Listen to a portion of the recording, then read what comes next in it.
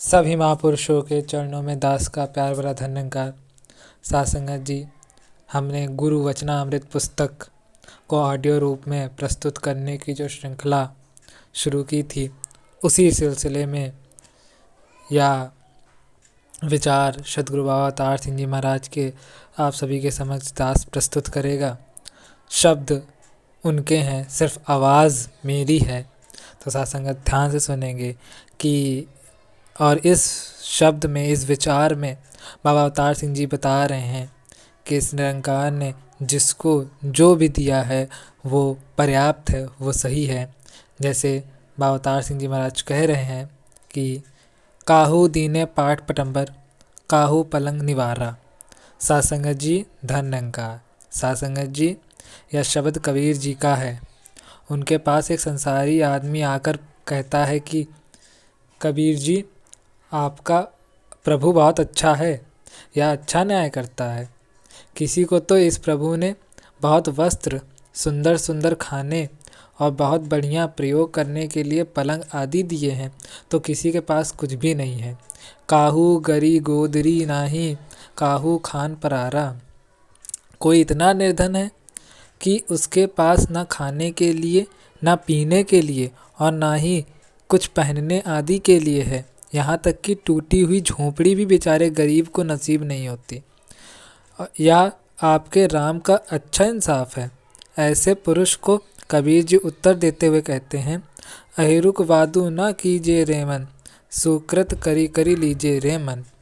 कि हे मित्र, ईर्ष्या मत कर, हर समय इस अकाल पुरख निरंकार राम का शुक्रिया अदा कर, क्योंकि इसने तुझे इंसानी जामा देकर सुंदर सुंदर आँखें, सुंदर सुंदर पाँव, कान आदि शरीर के सुंदर सुंदर अंग दिए हैं।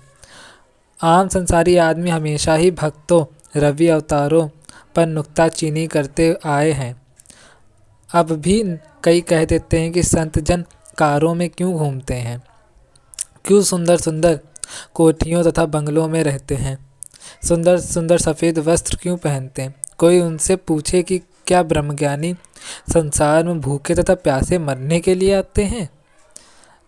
कितनी अज्ञानता है, कितनी मूर्खता है। ब्रह्मज्ञानी तो सारी सृष्टि का राजा होता है, उसके लिए ही तो सारे पदार्थ बने होते हैं। उसी की कृपा से सारा संसार खाता पीता और पहनता है। उसी के सहारे तो यह धरती थमी हुई है। इसके आगे बाबा अवतार सिंह जी महाराज कहते हैं कि जिसके सहारे संसार में जीना, उसी से द्वेष भाव या कहाँ तक उचित है। इसी को ही ईर्ष्या निंदा कहा गया है, जिसके बारे में गुरबाणी में लिखा है कि निंदा भली किसी की नाही, मनमुख मुगध करानी, मुँह काले तिन निंद का, नरके घोरी पावनी। अर्थात आज संसार को लत पड़ गई है। वे परस्पर तो एक दूसरे से वैर करते ही हैं, संतों से भी वैर करना शुरू कर देते हैं। आदमी उस समय ही अभिमानी बन जाकर दूसरों के लिए गड्ढा खोदना शुरू कर देते हैं। जब वे क्षणभंगुर माया के नशे में होते हैं, परंतु इनके परिणाम का उन्हें पता नहीं होता कि हमारे लिए तो पहले ही कुआं तैयार है। ज्यों ही माया का नशा उतरता है, माया चली जाती है या थोड़ा शारीरिक रोग आ जाता है, तो तुरंत हाय हाय करके चिल्लाना आरंभ कर देते हैं संसार के लोग। संतों की निंदा को सबसे बुरा माना गया है। निंदा करने वाले घोर नरक में जाते हैं और सदैव काल जन्मता मरता रहता है। चोर जार जुआर ते भूरा, अहड़ोदा भारू निंद की सिर धरा। ऐसे लोगों की जो की निंदा करते हैं, धरती पर भी दुर्दशा होती है। कबीर जी संसारी आदमी को जवाब देते हुए कुछ इस तरह कहते हैं, कुमारे एक जुमाटी गूंदी, बहुविधि बानी लाई। कुमार अर्थात संसार का बनाने वाला अकाल पुरुष निरंकार जो एक ही है, इसी ने ही रंगारंग के आदमी बनाए हैं, वस्तुएं बनाई हैं। किसके साथ? 5 तत्वों के साथ। ठीक उसी प्रकार जिस प्रकार बर्तन बनाने वाला कुम्हार एक मिट्टी से अनेक प्रकार के बर्तन बनाता है, घड़ा, प्याली, मटका आदि, इस प्रकार 5 तत्वों के साथ इसने भांति भांति के आदमी बनाए हैं।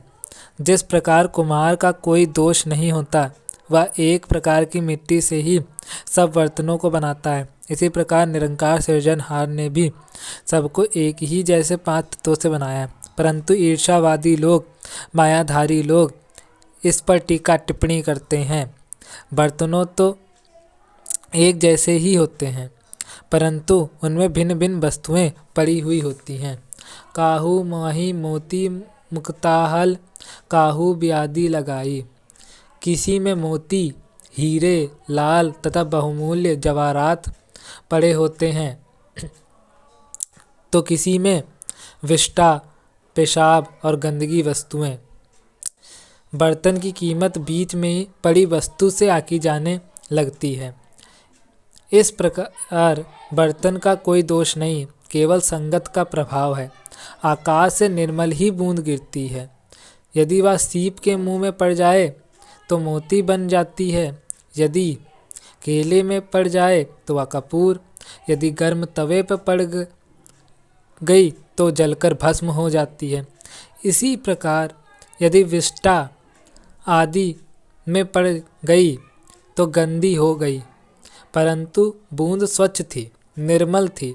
ठीक इसी प्रकार 5 तत्व रूपी बर्तन में इंसानी जामे में जो भी वस्तु पड़ी हुई है, उसी के अनुसार ही इसको पुकारा जाएगा। जो इस समय निंदा करता है, प्रभु को भूला हुआ है, उसको साकत कहा जाता है। जो स्वयं सद्गुरु से मिलकर प्रभु को जानता है, उसको ब्रह्मज्ञानी कहा जाता है और उसके वचनों को बहुमूल्य कहा गया है। उत्तम सलोक साध के वचन, अमूलक लाल ही रतन, सुनत कमावत होत उदार, आपै तरे लोक निस्तार। सतगुरु के घट में अमूल्य रत्न होता है, ब्रह्म ज्ञान प्रकट करने की क्षमता होती है, जिसकी कीमत डाली ही नहीं जा सकती। निरंकार की कृपा से सद्गुरु ब्रह्मज्ञान के द्वारा इस निरंकार का दर्शन कराता है। उसके चरणों में जाने से कोई भी इस भाव सागर से पार हो सकता है। सद्गुरु से मिलकर हमें यह भी पता चल जाता है कि संसार मिथ्या है। मायाधारी को समझाते हुए कबीर जी आगे इस प्रकार कहते हैं, सुमहि धनु राखन कऊ दिया, मुग्धु कहे धनु मेरा। कि हे मायाधारी, तू क्यों माया पर मिथ्या अभिमान करता है? या झूठी है, या स्त्री, पुत्र, मकान आदि या सब धन है, और ये सब वस्तुएं निरंकार ने इस इंसान को केवल इस्तेमाल करने के लिए दी हैं। इंसान भ्रमवश इन्हें अपना मान बैठा है और इस धन को भी खूब दबा दबा कर रखता है।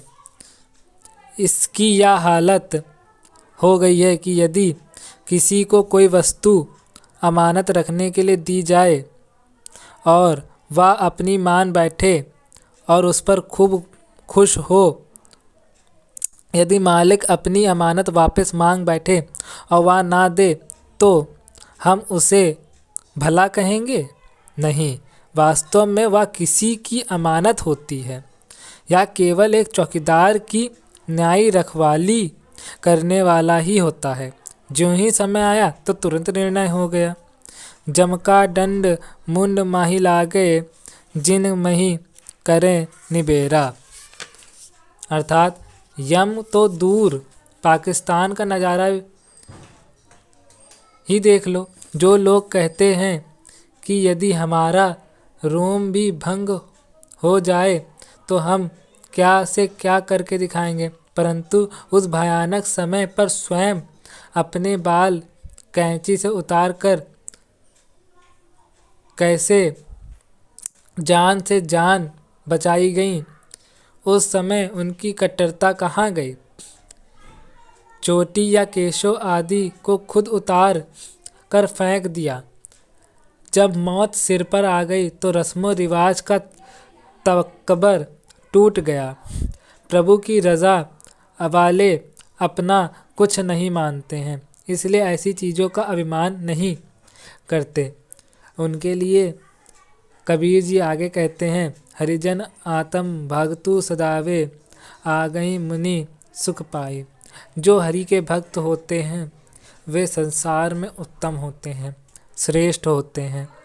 संसार की तरह परस्पर द्वेष भाव रखने वाले नहीं, एक दूसरे से ईर्ष्या करने वाले नहीं होते।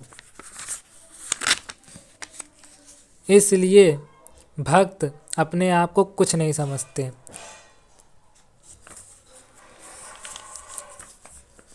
इसके आगे बाबा अवतार सिंह जी महाराज कह रहे हैं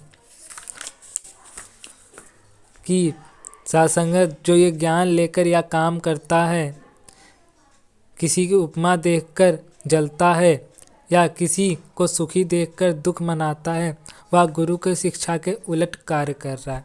यदि कोई ज्ञान लेकर भी निंदा नफरत कर रहा है तो वह गुरु की शिक्षा के उलट काम कर रहा है। वह किसी का नुकसान नहीं कर रहा, वह खुद का ही नुकसान कर रहा है। संत लोग तो सदैव अपने सद्गुरु की आज्ञा मानते हैं और उसी में सुखी रहते हैं।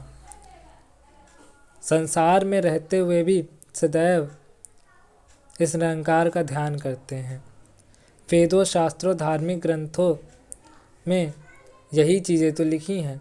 आप अपने निरंकार को अंग संग जानकर मनुष्य जन्म सफल कर चुके हैं और आज कोने कोने में सत्य की आवाज़ दे रहे हैं।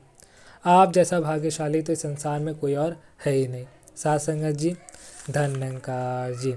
तो आइए साध संगत जी, हमने इतने अच्छे विचार श्रवण किए बाबा अवतार सिंह जी महाराज के, जिसमें उन्होंने हमारी कई दुविधाओं को दूर किया कि हमें सदैव इस निरंकार का ध्यान होना चाहिए, सदैव संतों महात्माओं के वचनों पर चलना चाहिए और इस निरंकार ने जो भी दिया है उसका शुक्रिया करना चाहिए, क्योंकि साध संगत सबको अपने अपने कर्मों के हिसाब से ही ये निरंकार फल देता है और ये निरंकार जो देता है वो सही ही देता है। तो आओ साध संगत, यही प्रार्थना है इस निरंकार से कि हम सभी महात्माओं के, संतों के आदिकाल से जो वचन आए उन पर चल पाएँ। तो साध संगत, अगर वीडियो पसंद आया हो तो चैनल को लाइक करें, सब्सक्राइब करें और ज़्यादा से ज़्यादा वीडियो शेयर करें। साध संगत जी, धन्यकार जी।